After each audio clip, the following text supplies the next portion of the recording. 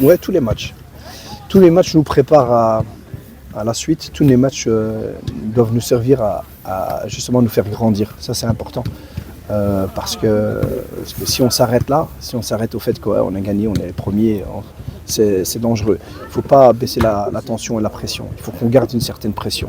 Il faut qu'on s'applique. On a préparé le match de la même manière qu'on a préparé les autres matchs. Ils ont eu même plus de vidéos, plus d'analyses sur nous et sur l'adversaire.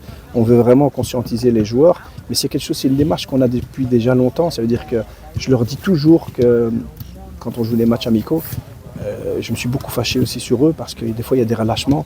Et si je leur dis toujours que quand on porte le maillot du Maroc, quand on joue pour le Maroc et qu'on porte ce maillot, on doit être conquérant, on doit montrer des valeurs, on doit montrer une attitude positive. Et donc, quel que soit le résultat qu'on a fait, nous, on va aborder ce match de la même manière. On va essayer de le gagner, on va tout faire pour le gagner et les joueurs qui vont jouer seront prêts pour le faire.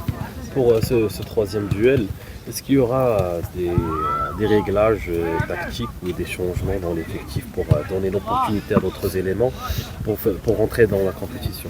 Mais les réglages tactiques, c'est des réglages, c'est le bon terme qu'il faut utiliser parce que ce n'est pas des changements tactiques, c'est des petits réglages. C'est comme durant un match. On a un plan de jeu et puis après l'adversaire trouve des solutions pour essayer de le contrer. Donc nous, on doit encore retrouver des solutions. Et donc c'est un petit peu un jeu comme ça. Et je l'ai vu dans tous les matchs. L'avantage qu'on a, c'est que l'avantage, ce qui est super intéressant dans cette Coupe du Monde, je le vois dans les autres matchs aussi, c'est qu'il y a beaucoup d'adaptations aussi en fonction de l'adversaire. Chaque équipe peut poser des problèmes à un adversaire, donc il y a des modifications, des adaptations en deuxième mi-temps.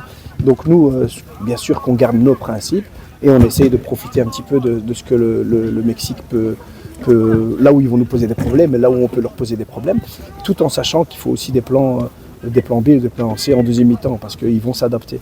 Et on essaie d'anticiper aussi là où ils vont nous poser des problèmes par rapport aux deux premiers matchs parce que tout le monde travaille, tout le monde a des analystes et donc des changements en termes de joueurs, ben oui, bien entendu, on est qualifié.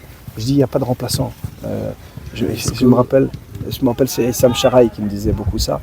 Il n'y a pas de remplaçant. Il y a des joueurs qui commencent le match, il y a des joueurs qui terminent le match.